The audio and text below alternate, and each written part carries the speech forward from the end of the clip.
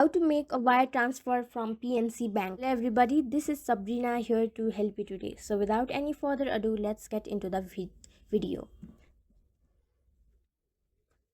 So making wire transfer from PNC Bank website or mobile app would be a great feature, but you cannot do it. To make a wire transfer from your PNC Bank account, you have to call their customer service. First, you have to go to their website and find the customer service by tapping on this contact us,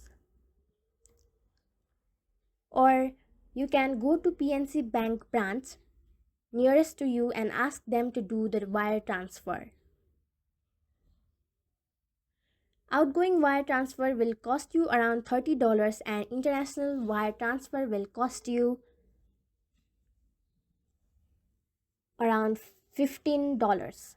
So Bank of America on other side allows you to make outgoing wire transfers through their website, but for this PNC Bank there is no such feature, so you must go to their bank, nearest bank, or simply contact them or call them in this given number. So yeah, that's it. Thank you for watching this video. Make sure to like, share and subscribe to our YouTube channel.